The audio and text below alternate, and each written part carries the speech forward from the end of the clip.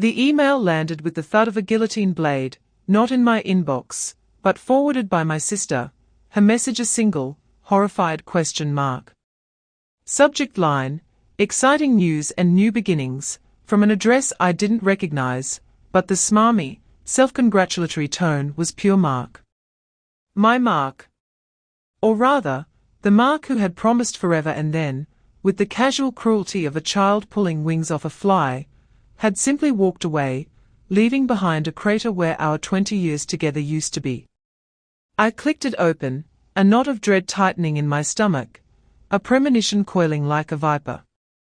The contents swam before my eyes, a nauseating blur of exclamation points and saccharine pronouncements about journeys, and finding true happiness, and then, the sentence that stopped my breath, that sucked all the air from the room, leaving me gasping in a vacuum of disbelief.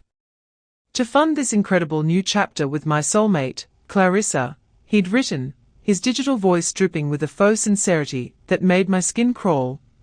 I've made the difficult, but necessary decision to sell the Willow Creek property, Willow Creek.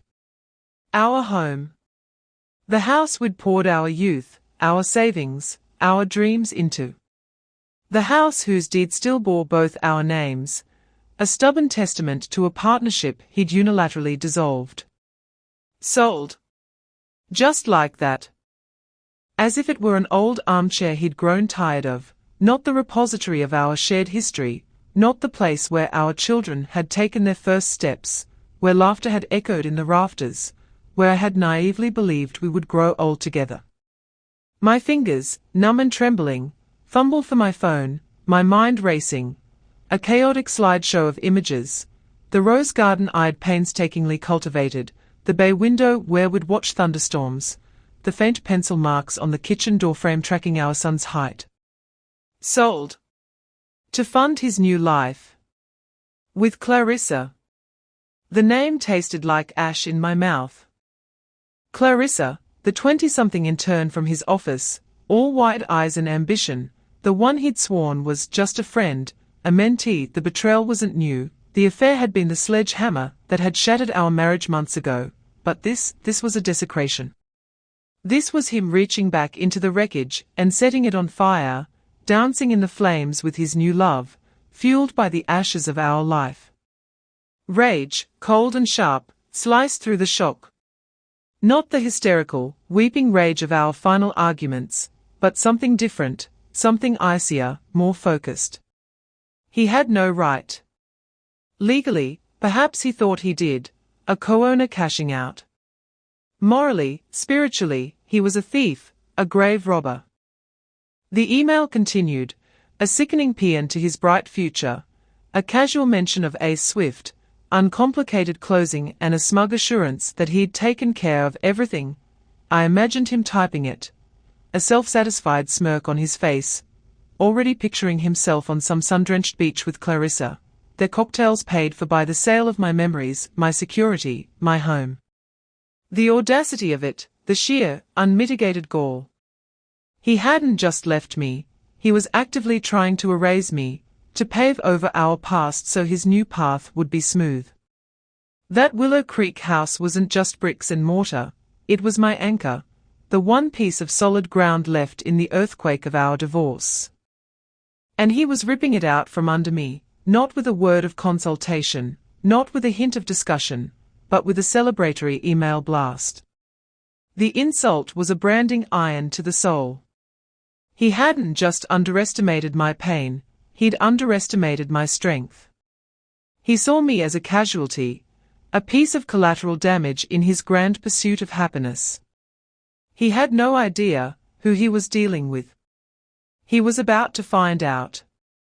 The initial tremor of despair, the one that threatened to pull me under, was quickly consumed by a burgeoning fire. This wasn't just about a house anymore.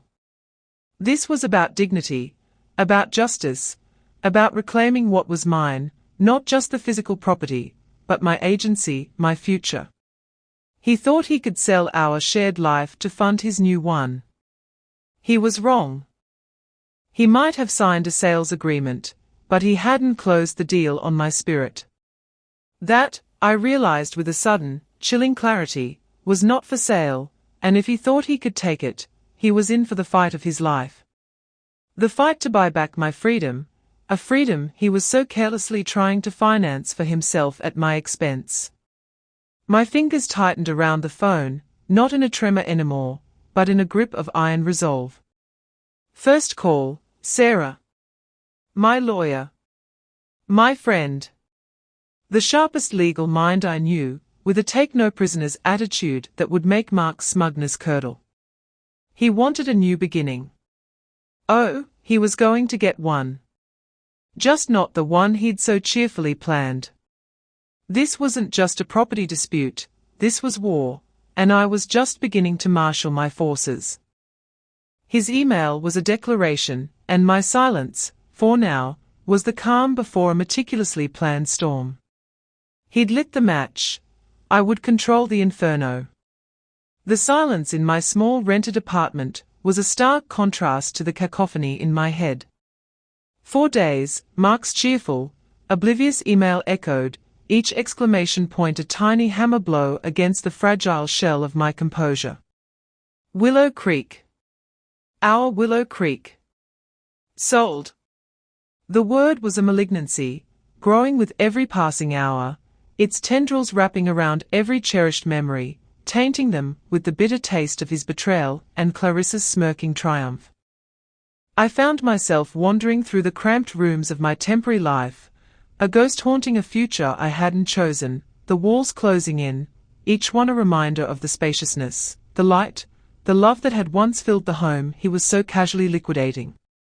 I remembered the day we bought it, young and flush with naive optimism, the peeling wallpaper, and a leaky roof no match for our shared dreams.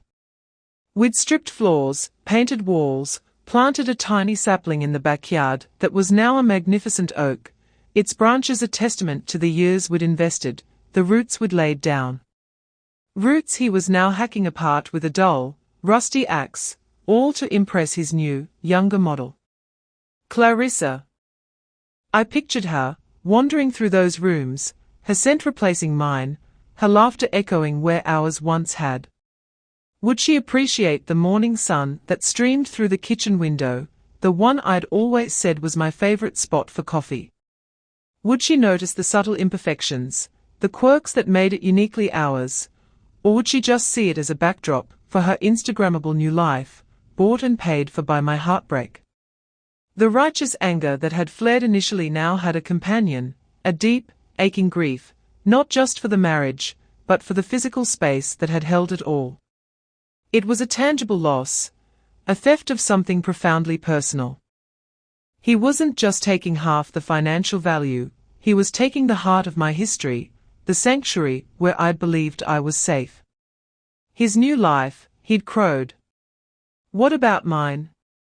Was I supposed to just fade into the background, a footnote in his glorious narrative of self-discovery? The unfairness of it was a physical weight, pressing down on my chest, making it hard to breathe. He'd always been good at rewriting history, at casting himself as the hero of every story. I could almost hear him explaining it to Clarissa, painting me as the unreasonable one, the obstacle to his happiness, the reason he had to make such a difficult decision. The arrogance was breathtaking. He'd probably told her the house was mostly his idea, his money, his effort, conveniently forgetting my inheritance that had covered the down payment, my weekends spent sanding and painting, my careful budgeting that had kept us afloat during his early career struggles. The man had an ego that could eclipse the sun, and a memory as selective as a sieve. But as the days bled into a week, the grief began to congeal, to harden into something more resilient. The image of that oak tree kept returning to me, its deep roots, its enduring strength. He could sell the land, but he couldn't ungrow the tree. He could try to erase me, but he couldn't undo the years I'd invested, not just in the house, but in myself.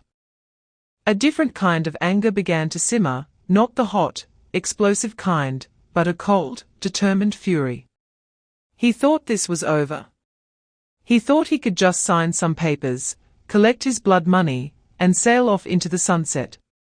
He'd always mistaken my kindness for weakness, my willingness to compromise for a lack of spine. Big mistake. Huge.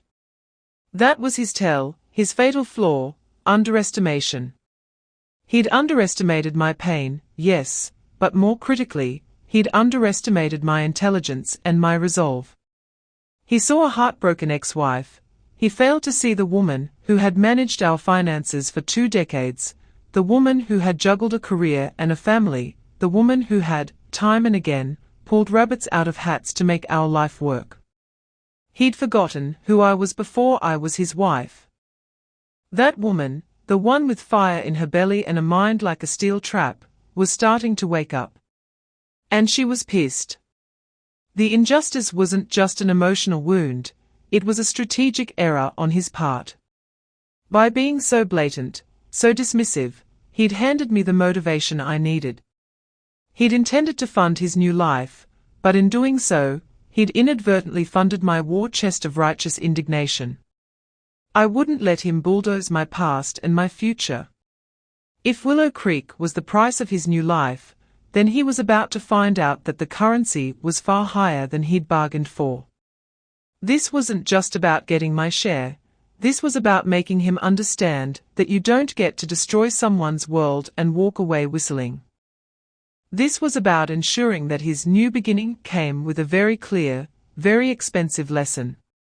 The fight wouldn't be pretty, but then again, neither was his betrayal.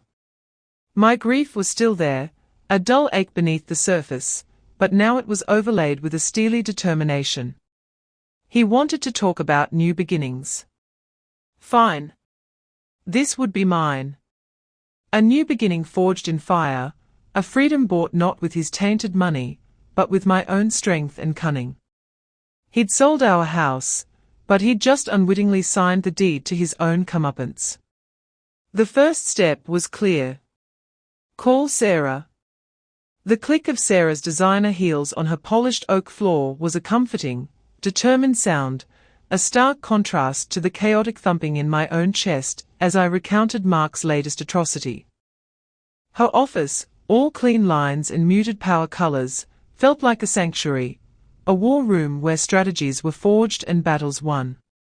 Sarah, with her razor-sharp bob and even sharper intellect, listened intently, her expression shifting from sympathetic concern to a controlled, loyally indignation that mirrored my own burgeoning fierceness. She didn't interrupt, just let me pour out the whole sordid tale: the email, Clarissa, the smug pronouncements, the sheer, unadulterated nerve of him selling our home from under me to bankroll his midlife crisis cliché. When I finally ran out of steam, the silence in the room was thick with unspoken outrage. Sarah leaned back in her chair, tapping a sleek pen against a legal pad. "The unmitigated bastard," she said, her voice calm, but laced with a dangerous edge. It was, I thought, the most eloquent legal summary I'd ever heard. "Okay," she continued, her eyes already gleaming with the thrill of the impending fight. "First things first. He can't just sell it without your signature on the closing documents if your name is still on the deed as tenants by entirety or joint tenants with right of survivorship, which it almost certainly is given it was the marital home. He might have an agreement of sale with the buyer, but the actual transfer of title. That needs you." A tiny spark of hope ignited within me. "So, he's jumped the gun." "Spectacularly," Sarah confirmed, a small, predatory smile playing on her lips. "He's counting on you either not knowing your rights, or being too emotionally devastated to fight. Classic Mark, isn't it? Arrogant, dismissive, and always underestimating the women in his life." Her words were a balm. She got it. She knew Mark, had seen his manipulative charm in action during our initial, thankfully brief, attempt at mediated divorce talks before he decided to just ghost me and shack up with Clarissa. "His email was designed to make you feel powerless, like it's a done deal," Sarah explained, her tone shifting into professional mode. "It's a power play, pure and simple. He wants you to roll over." "We are not going to roll over." The "we" was a lifeline. Suddenly, I wasn't alone in this. I had an ally, a formidable one. What can we do? I asked, the fight in my voice surprising even myself. Plenty, she said, her smile widening. First, we verify the title status immediately. Then we send a very strongly worded letter to him, his lawyer if he has one bright enough to represent him in this, and the real estate agent involved, putting them all on notice that any attempt to close without your consent is fraudulent. We can file a lease pendens on the property, which will cloud the title and effectively halt any sale until this is resolved in court or by agreement. That'll throw a rather large wrench in his swift, uncomplicated closing a lease pendens. The term sounded powerful, definitive. I liked it. He wants to fund his new life. Sarah mused, tapping her pen again. Let's talk about what he actually owes you from the marital assets, including a proper valuation and distribution of the equity in Willow Creek, not to mention potential spousal support he's conveniently forgotten about while whining and dining Clarissa. Selling it at a fire sale price to get quick cash for his romantic getaway isn't going to fly. The anger was morphing into a cold, strategic resolve. This wasn't just about stopping the sale, it was about making him accountable for 20 years of shared life, shared sacrifice.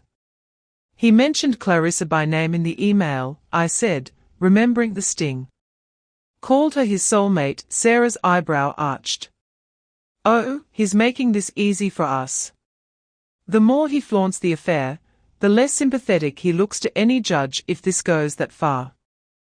His new beginnings might be a lot less rosy when we're done with the financial discovery. What else is he hiding to fund this grand new life? New car. Lavish trips. Gifts for the soulmate paid for with marital funds. The questions hung in the air, each one a potential avenue for attack. Sarah's mind was already several steps ahead, mapping out the battlefield. She explained the process, the discovery phase, depositions, negotiations, the possibility of court. It sounded daunting, expensive, emotionally draining. But the alternative, letting Mark ride roughshod over me, letting him steal my home and my dignity, was unthinkable. This is going to be a fight, Laura, Sarah warned, her gaze steady. He'll play dirty. He'll try to make you feel like the villain for not letting him move on. I met her gaze, my own resolve hardening. Let him try. He started this. I am going to finish it. I don't just want to stop him, Sarah. I want him to understand that there are consequences. He thinks he sold a house. I'm going to make sure he understands he tried to sell out a life, and that bill is now due. A fierce satisfaction bloomed in my chest. The victim narrative was dissolving, replaced by the quiet hum of a well-oiled machine gearing up for battle. Sarah outlined the initial retainer, and I didn't flinch. This wasn't an expense, it was an investment. An investment in my freedom, my future, my self-respect. As I left her office, the city air felt different, charged with possibility. Mark had intended his email to be an ending. He had no idea it was the beginning of his own unraveling, and the start of me buying back not just a house, or my share of it, but something far more valuable, my power. The fight for Willow Creek was on, but it was already about so much more than bricks and mortar. It was about rewriting the ending he'd so arrogantly penned for me. And my version, I decided, would be a hell of a lot more satisfying. The letter from Sarah landed on Mark's probably very expensive, New Life with Clarissa mahogany desk, or so I imagined, with the legal equivalent of a tactical nuclear strike. Delivered by courier, signature required, a copy simultaneously winging its way to the bewildered real estate agent who'd naively listed Willow Creek, and another to the title company slated to handle the swift, uncomplicated closing. Sarah had a flair for dramatic efficiency. The language was cold, precise, and utterly uncompromising. It detailed my co-ownership, the lack of my consent for any sale, the immediate filing of a lease pendens that would gum up the works tighter than a wad of Clarissa's bubblegum in a gearbox, and a polite but firm demand for full financial disclosure regarding all marital assets, including any recent extravagant expenditures presumably related to his soulmate. Sarah had even thrown in a beautifully phrased paragraph about the emotional distress caused by his callous and unilateral actions. Reading the draft, I'd felt a surge of grim satisfaction, a feeling akin to watching a skilled surgeon make the first, decisive incision. This wasn't just a legal document, it was a declaration of war, a clear signal that the doormat he'd mistaken me for had morphed into a bed of very sharp nails. His reaction, I heard later through the grapevine of mutual acquaintances who were now awkwardly trying to navigate the schism, was apoplectic. His carefully constructed narrative of the grieving but agreeable ex-wife, quietly accepting her fate while he gallivanted towards his new dawn, had shattered. He'd apparently ranted about my vindictiveness, my inability to let go, my attempt to ruin his happiness. The irony was so thick you could spread it on toast. He, who had systematically dismantled our life, our vows, our future, accused me of being destructive. It was classic Mark: deflect, deny, play the victim. But this time, his script had a formidable editor in Sarah. The call started, first to me directly, frantic, angry voicemails I let Sarah screen. His tone shifted from indignant outrage to a wheedling attempt at manipulation. "Laura, be reasonable," one message implored, his voice laced with that false sincerity I now despised. "This is just complicating things for everyone. I need this sale to go through. It's for my future, his future." As if mine was irrelevant, a discarded piece of luggage from a previous trip. Then the calls went to Sarah, and from her reports, they were even less successful.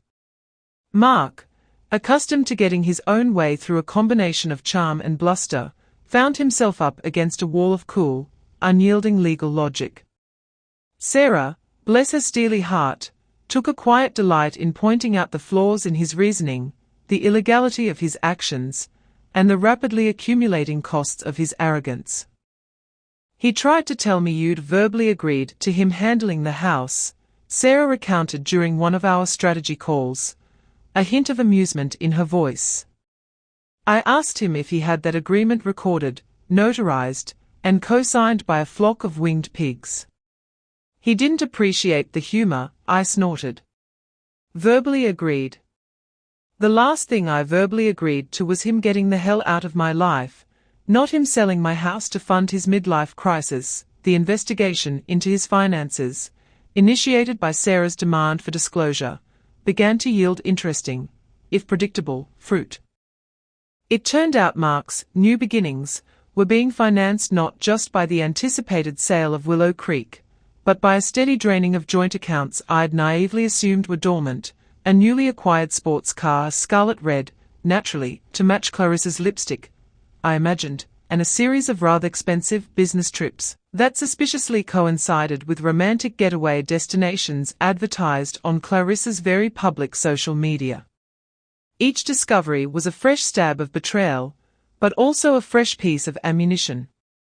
Sarah meticulously documented everything, building a case that painted Mark not as a man seeking a new life, but as a con artist systematically divesting his spouse of her rightful assets. My internal monologue regarding his deceptions became increasingly sassy, a coping mechanism, perhaps, but also a reflection of my growing confidence. He thought he was so clever, so slick, covering his tracks with flimsy excuses and a veneer of wounded innocence. He was like a toddler trying to hide a cookie behind his back, crumbs all over his face. The real estate agent, caught in the crossfire, quickly distanced himself from Mark, sending panicked emails to Sarah professing his ignorance of the true ownership situation. The prospective buyers, understandably spooked by the lease pendens and the whiff of a very messy divorce, backed out of the sale almost immediately. Mark's swift, uncomplicated closing had hit a legal iceberg, and his dream of quick cash was sinking fast. He was furious, trapped, his plans unraveling. And through it all, I found a strange, empowering calm. The chaos was his, not mine. I was no longer reacting to his actions, I was dictating the terms. The power dynamic had shifted, subtly but decisively. He had tried to erase me, but in doing so, he'd only made me more visible, more determined. His attempts to portray me as the crazy ex-wife were failing spectacularly as the facts of his duplicity came to light. Each legal document Sarah filed, each piece of evidence she uncovered, was another step towards reclaiming not just my financial security, but my narrative. He wouldn't be the one telling this story. I would. And mine would have a very different ending than the one he'd envisioned. The fight was far from over, but the initial skirmishes had been won. His offensive had been blunted, his arrogance checked. Now came the harder part, the meticulous dismantling of his lies and the systematic reclamation of what was mine. Freedom, I was learning, wasn't just a state of being, it was a hard-fought territory, and I was planting my flag. The cease and desist letters concerning the Willow Creek sale, followed swiftly by the lease pendens, acted like a bucket of icy water dumped on Mark's sun-drenched fantasies with Clarissa. His dream of a quick, clean break, funded by the liquidation of our shared past, had collided head-on with the steel-reinforced reality of contract law, and my newfound refusal to be his financial stepping stone. The initial flurry of angry, then wheedling, phone calls from him to Sarah, he'd quickly learned I wasn't taking his calls directly anymore. A small victory that tasted surprisingly sweet, eventually gave way to a sullen, resentful silence. He'd hired his own lawyer, a slick, overpriced shark named Arthur Jenkins, whose strategy seemed to consist mainly of bluster and attempts to intimidate Sarah, a tactic that proved about as effective as trying to intimidate a granite statue with a sternly worded memo. Sarah, with her calm demeanor and encyclopedic knowledge of family law, ran rings around Jenkins, countering his bombast with irrefutable facts and meticulously prepared documentation. Our first official mediation session was a masterclass in passive aggression and barely concealed contempt. Mark sat across the table, radiating an aura of aggrieved victimhood, while Clarissa, whom he'd inexplicably, or perhaps predictably, brought along for moral support, a decision that made even Jenkins wince, pouted prettily beside him, occasionally dabbing at non-existent tears with a designer handkerchief. I, on the other hand, felt surprisingly composed, a stark contrast to the trembling wreck I'd been just months before. Dressed in a sharply tailored suit Sarah had insisted would project unflappable competence, I listened as Jenkins launched into a rambling monologue about Mark's emotional distress and his desperate need for closure, by which he apparently meant my share of the house equity. Sarah let him finish, then calmly, methodically, dismantled his entire argument, presenting evidence of Mark's premeditated attempts to defraud me, the draining of joint accounts, the lavish spending on Clarissa while claiming poverty to me. She even produced printouts from Clarissa's social media, showcasing their romantic escapades funded by what were clearly marital assets. Clarissa's face turned a fascinating shade of mottled pink, her pout replaced by a look of genuine panic. Mark shot her a look that could curdle milk, his carefully constructed facade of the besotted lover cracking to reveal the furious, cornered man beneath. My client, Sarah stated, her voice resonating with quiet authority, is not here to subsidize Mr. Thompson's extramarital liaisons or his ill-conceived attempts to start a new life on the ruins of his old one. We are here to discuss an equitable division of assets, including the full market value of the Willow Creek property, reimbursement for misappropriated funds, and appropriate spousal support, given Mr. Thompson's unilateral termination of a 20-year partnership. Jenkins spluttered, trying to regain control. But Sarah was relentless, pressing for full financial transparency, questioning Mark's sudden unemployment. He'd conveniently quit his high-paying job shortly after meeting Clarissa. Claiming burnout, a move Sarah argued was a clear attempt to avoid support obligations, and demanding accountability for every penny spent since their separation. The punchy dialogue I'd fantasized about was mostly delivered through our legal champions, but the unspoken tension was thick enough to cut with a knife. When Mark tried to interject with a self-pitying whine about how I was destroying his chance at happiness, I met his gaze directly for the first time that day, my expression, I hoped, conveying nothing but icy disdain. "You destroyed your own chance at happiness, Mark," I said, my voice even and steady, "when you decided your vows and our shared life were disposable. This isn't about my vindictiveness, it's about your consequences." The words hung in the air. Clarissa stared at me, wide-eyed, perhaps finally realizing I wasn't the meek, downtrodden ex she'd been led to expect. Mark's face flushed a dangerous crimson. For a moment, I thought he might explode, but Jenkins, sensing disaster, quickly intervened, calling for a caucus. During the break, Sarah squeezed my arm. "You were magnificent," she whispered. His rattled. "They both are, and they were." The subsequent rounds of negotiation were less about bluster and more about grudging concessions on their part. Jenkins, clearly realizing his client was on very shaky ground, started talking numbers, a far cry from his initial dismissive stance. Mark's dream of a quick windfall from Willow Creek was dead. Now, he was facing the prospect of not only not getting that quick cash, but having to buy out my share at its full appraised value, or agreeing to a court-ordered sale where I would be an active, informed participant, not a sidelined victim. Furthermore, Sarah was pushing hard on the issue of the misappropriated funds, demanding an accounting and repayment. Each demand, each piece of evidence presented, felt like a small victory, a step towards reclaiming what was mine. It wasn't just about the money, though the financial security was crucial. It was about the principle. It was about him not getting away with it. It was about the slow, satisfying unraveling of his arrogant belief that he could simply take what he wanted without repercussions. The counteroffensive was in full swing, and I was no longer just defending.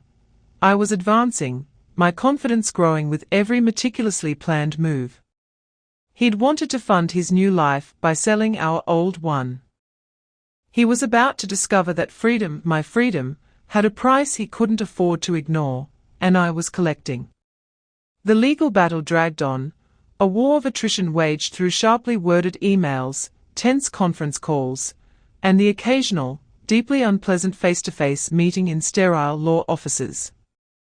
Mark, stripped of his initial bluster, resorted to a kind of sullen obstructionism, delaying document production, quibbling over minor details, anything to prolong the agony, and, he probably hoped, wear me down. He failed to understand that each delay, each petty tactic, only fueled my resolve. My life had been on hold for too long, first by his infidelity, then by his deceit. Now, this fight, as exhausting as it was, felt like active progress, a reclaiming of control. Sarah was my rock, a steadfast general leading the charge. She navigated Jenkins's legal maneuvering with a calm precision that was both terrifying and inspiring. We delved deep into Mark's finances, uncovering a tangled web of hidden accounts, questionable investments made without my knowledge during the latter stages of our marriage, and a spending pattern on Clarissa that would make a lottery winner blush. It turned out his burnout from his job was less about stress and more about a strategic move to appear less financially viable just as divorce proceedings loomed. The man wasn't just a cheat, he was a goddamn amateur financial criminal. One particularly memorable skirmish occurred during a deposition. Mark, under oath, was attempting to downplay his income potential, painting himself as a man on the brink of financial ruin, all while sporting a ridiculously expensive watch that Clarissa had proudly showcased on her Instagram as a little treat for my hard-working man Sarah, with the timing of a seasoned theatrical director, produced an enlarged, glossy printout of said Instagram post, complete with Clarissa's gushing caption and a close-up of the 5-figure price tag clearly visible on a similar model online. Mr. Thompson, Sarah purred, her voice dripping with polite venom, this little treat, as Ms. Dubois calls it, could cover several months of the spousal support you claim you're unable to afford. Would you care to explain this discrepancy to the court? Mark turned a delightful shade of purple, stammering about gifts and personal finances, while Jenkins looked like he wished the earth would swallow him whole. It was a small moment, but it was indicative of the larger pattern. Mark's lies, his attempts to portray himself as the wronged party, were crumbling under the weight of evidence. He'd built his new life on a foundation of deceit, and that foundation was proving to be made of sand. The fight wasn't just happening in lawyers' offices. It was happening within me. Each day, I felt a little stronger, a little more detached from the emotional wreckage he'd left behind. The anger was still there, a clean, righteous fire, but it no longer consumed me. Instead, it fueled me. I started focusing on my own future, separate from him, separate even from Willow Creek. I took a financial planning course, something I'd always wanted to do. I reconnected with old friends he'd subtly alienated me from. I even started tentatively dating, discovering that not all men were narcissistic, gaslighting black holes of need. These small acts of self-reclamation were as important as the legal victories. They were proof that he hadn't broken me. He'd inadvertently liberated me. The turning point in the legal battle came when Sarah uncovered evidence that Mark had significantly undervalued marital assets in his initial financial declarations, specifically a portfolio of stocks he'd forgotten to mention, stocks that had, ironically, performed exceptionally well. It was a blatant attempt at fraud, and Jenkins knew it. The leverage shifted decisively in our favor.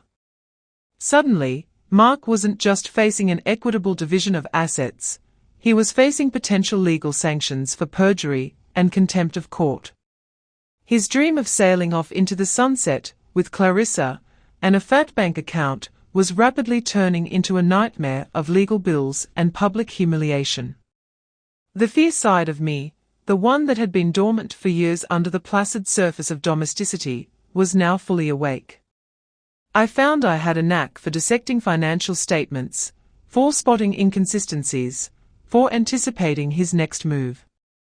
Sarah joked that I should consider a career change. I wasn't just a client anymore.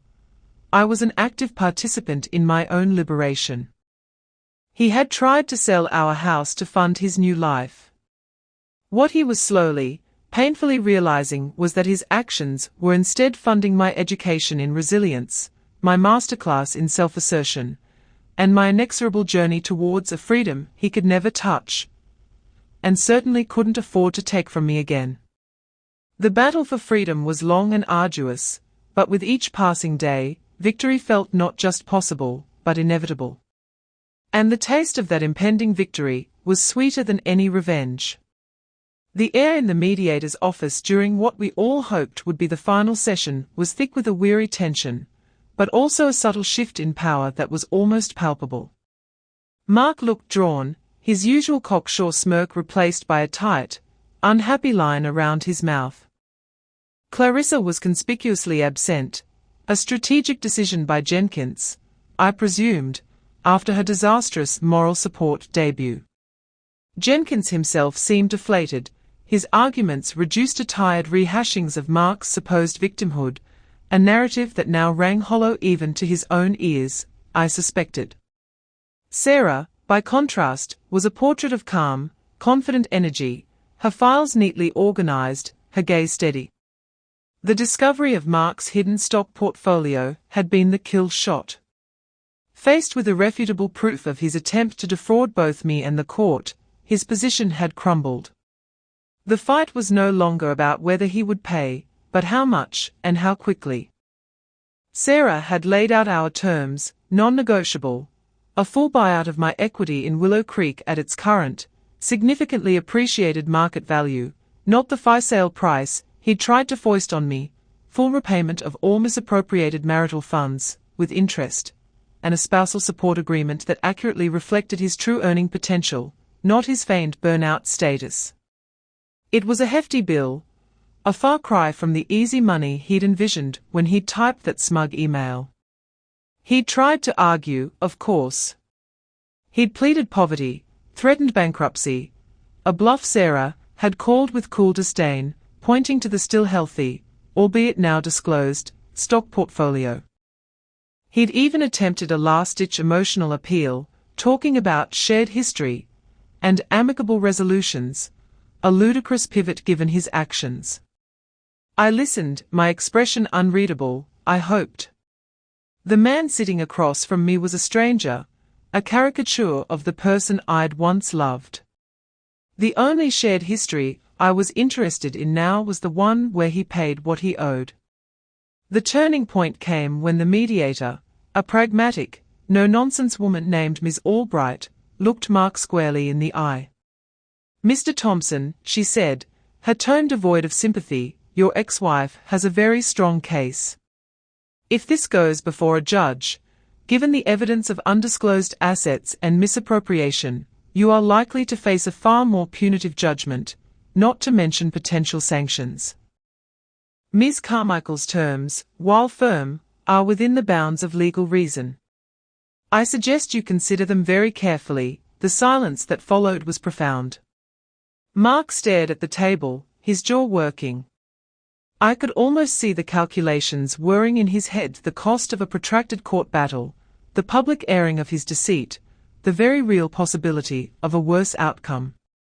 Finally, with a sigh that seemed to deflate him entirely, he looked at Jenkins and muttered, "Fine. Just fine." "Get it over with." Jenkins, looking relieved to have an out, nodded curtly. "We accept the terms, subject to drafting the final agreement." A wave of something immense washed over me, not elation, not yet, but a profound, bone-deep relief. It was over. The fight, the stress, the constant vigilance. It was done. Sarah gave my hand a discreet squeeze under the table. As we walked out of the mediator's office, leaving Mark and Jenkins to haggle over the wording of their defeat, the late afternoon sun felt warmer, the city sounds less jarring. I had won. Not just the money, not just the house's value, but something far more significant. I had faced down my betrayer, fought for my rights, and emerged not just intact, but stronger, more self-assured than I had ever been. The process of drafting and signing the final settlement agreement was meticulous, with Sarah ensuring every I was dotted and every T crossed, leaving no loopholes for Mark's brand of creative compliance. The funds, when they finally transferred into my account, felt like more than just money. They felt like vindication. They felt like freedom. The Willow Creek house, the one he tried to steal from under me, was now, ironically, the source of my liberation. He had intended its sale to fund his new life with Clarissa.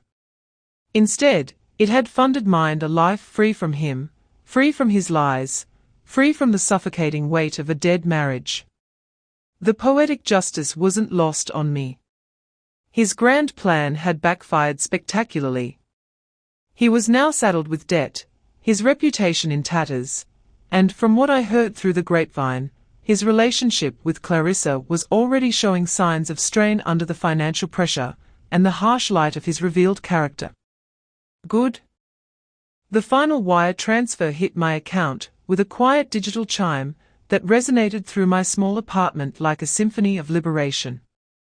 It wasn't just a sum of money, it was the quantified value of my resilience, the price tag on Mark's arrogance, the down payment on my brand new, unencumbered future. He had sold our house to fund his new life, a life built on deceit and my presumed acquiescence. In the end, the proceeds, or rather my hard-won, legally mandated share, did fund a new life, mine.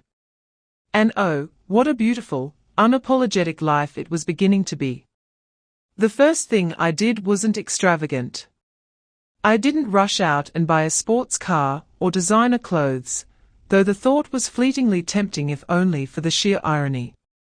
Instead, I sat down with a financial advisor, Sarah's recommendation, a sharp, empathetic woman named Eleanor, and we made a plan. A plan for security, for growth, for a future I would build on my own terms, with my own resources, beholden to no one. It was the most empowering meeting of my life. The freedom I had bought back wasn't just financial, it was emotional, psychological. The weight of Mark's betrayal, which had once threatened to crush me, had lifted. In its place was a lightness, a sense of profound peace mixed with a thrilling anticipation for what lay ahead. I didn't try to buy back Willow Creek. Too many ghosts, too many tainted memories. Besides, my freedom wasn't about reclaiming the past, it was about forging a new future. I found a charming little bungalow in a vibrant neighborhood closer to the city, a place that was all mine, filled with light and potential, a blank canvas awaiting my touch. No shared history, no lingering shadows, just possibility. The poetic justice of it all was a quiet, satisfying hum beneath the surface of my days. Mark, I heard, was struggling. His grand romance with Clarissa had fizzled once the money dried up, and the reality of his deceitful nature became her daily experience rather than a thrilling, illicit adventure. His attempts to restart his career were hampered by the whispers that inevitably followed such a messy, public divorce. He'd tried to build his castle on sand, and now the tide had come in. I didn't rejoice in his misery, not actively. But I won't deny a certain grim satisfaction in knowing that actions have consequences, that his attempt to obliterate my life had only served to detonate his own. There was a justice in that, a balancing of the scales that felt deeply, primordially right. My sassy, internal monologue still made appearances, especially when I thought of his initial smugness. Thought you could just cash me out like an old casino chip, did you, darling? I'd mused to myself with a wry smile. Turns out, this chip had a hell of a lot more value than you ever bothered to calculate. The victory wasn't just in the settlement, it was in the transformation. I had walked into Sarah's office a shattered, heartbroken woman. I walked out of the legal battle a warrior. Fierce, yes, but also wiser, more attuned to my own strength, more confident in my ability to navigate whatever life threw my way. The righteous anger had served its purpose, fueling the fight. Now, it had mellowed into a calm, unshakable self-assurance. I often thought about that email, the one that had started it all, his gleeful announcement of selling our home to fund his new beginning. He'd intended it as a final, dismissive insult. Instead, it had been a catalyst, a call to arms I hadn't known I was capable of answering. He had inadvertently handed me the keys to my own emancipation. My freedom wasn't something he'd granted, or something I'd simply stumbled upon. I had bought it, paid for it with tears, with sleepless nights, with courage I didn't know I possessed, and yes, with the very assets he'd tried to wrest from me. It was mine, earned and owned. As I stood on the porch of my new bungalow, a cup of coffee in hand, watching the morning sun dapple through the leaves of a young maple tree I'd just planted, I felt a sense of profound contentment. This was my victory. This was my freedom. And it was just the beginning. Mark had tried to write me out of his story. He had no idea I was busy writing my own bestseller, and he was merely a footnote in the preface, a cautionary tale of underestimation. My new life, vibrant and self-directed, was the ultimate, unapologetic triumph. Looking back, the entire saga feels like a particularly lurid screenplay, one where the wronged woman doesn't just weep into her pillow, but rises from the ashes, armed with a killer lawyer and an unshakable resolve. Mark, in his infinite arrogance, had cast himself as the romantic lead embarking on a bold new adventure, with me as the tragic, discarded first wife. He'd fundamentally misunderstood the genre. This wasn't his sweeping romance. It was my legal revenge thriller, and I was both the protagonist and the fiercely satisfied author of its conclusion. The confident retrospection I now possess is a hard-won prize. There were days, especially early on, when the anger and hurt felt like a physical shroud, suffocating and heavy. But Sarah's unwavering belief in me, in our case, became an external backbone when my own felt like jelly.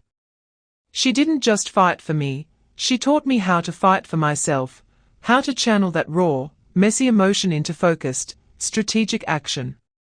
The legal precision she wielded was a thing of beauty, each motion filed, each argument presented, a perfectly aimed arrow hitting its mark. And the sass.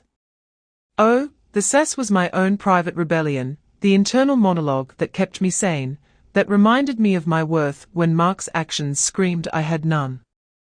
He thinks he's a Casanova, I'd mutter to myself while reviewing his ludicrous expense reports for Clarissa, more like a Carson office spender of other people's money. The empowerment wasn't instantaneous. It was a slow burn, a gradual realization that I was not defined by his betrayal, but by my response to it. Each small victory, the Lee's Pendens halting the sale, the exposure of his hidden assets, the stuttering fear in his eyes during that final mediation, chipped away at the victimhood he'd tried to impose on me and built up a new, stronger foundation of self. The ownership symbolism was potent. He'd tried to sell our house, a symbol of our life together, to build his new one. By fighting for my share, by forcing him to acknowledge its true value, I wasn't just reclaiming money, I was reclaiming my contribution, my history, my agency. And by choosing not to live in Willow Creek, by using those funds to create a space that was solely mine, I was severing the last tie, declaring my independence not just from him, but from the life we'd shared. My new bungalow, with its sun-filled rooms and garden waiting to be planted, is a testament to that. Every nail I hammer, every flower I plant, is an act of creation, a stark contrast to his acts of destruction. The freedom I bought back is multifaceted. It's financial, certainly. I am secure, independent, making my own decisions about my future without reference to anyone else's needs or desires. But it's also emotional. The chains of resentment and bitterness have largely fallen away, replaced by a quiet pride in my resilience. I am no longer looking over my shoulder, waiting for the next blow. I am looking forward, with optimism and a delicious sense of anticipation. There's a certain edgy humor in it all now, a dark, justice-laced humor that appreciates the irony of his downfall being a direct consequence of his own greed and deceit. He wanted a new life free of me. He got it, though I suspect it's far from the carefree idyll he envisioned, burdened as he is by debt and the clear understanding that Clarissa's affection was as transactional as his own. My narrative, the one I'm living now, is one of empowerment, of a woman who took a devastating betrayal and transformed it into a catalyst for profound personal growth and victory. The courtroom strategy, the legal power shifts, they were merely the tools. The real triumph was internal, the rediscovery of my own strength, my own voice. He sold a house. I bought back my soul. And that, I can say with bold, unapologetic, victorious certainty, was the best damn deal I ever made. My future is mine to write, and the ink is bright, the pages are open, and the story is just getting started.